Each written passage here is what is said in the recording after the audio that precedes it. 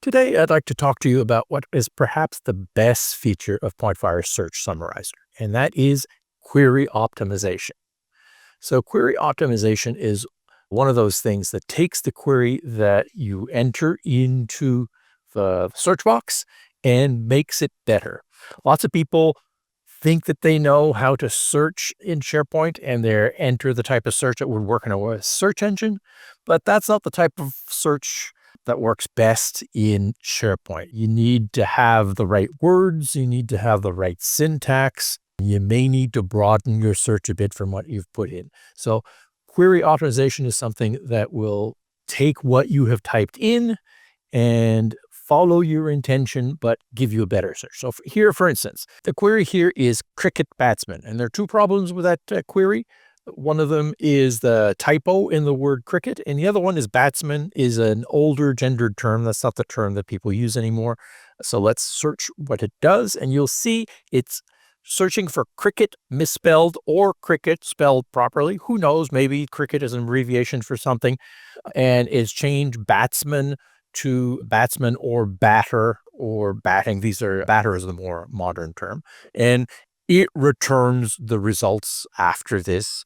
And that's a simple way to improve some of the errors or some of the things that are suboptimal about search. Let's search now for something else. We're going to search for the term support business women. And what it's going to do here is the word support can have several different terms. So it finds some other terms for support that are appropriate in this case. And for women, business women, it's looking at other terms, female entrepreneurs, women business owners, these sorts of things, with all the ands and the ors and the nears and the entire KQL query generated correctly for what we're trying to do. You'll see that it summarizes the results of each search. So for each of the hits, it gives you a summary of what that document says about that search query and highlights some of the words that are important. And you can even look inside the document and see some of the sentences that it finds are important.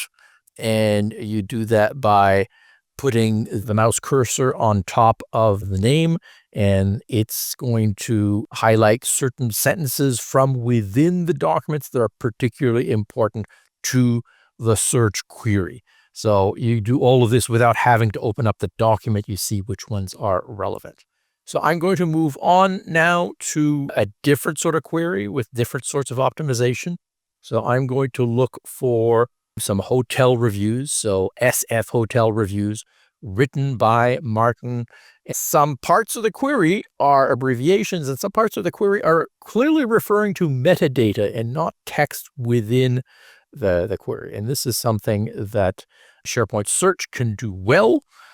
Okay, so what it has done to the query is very good. It knows that SF also means San Francisco. Maybe that's the text that would be in the document.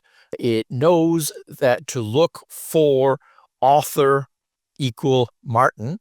So this is translated into metadata, and it knows how to search for in 2024 means created date is between this date and this other date. So this is the correct KQL query for the query that I meant to put in. Thank you very much for listening.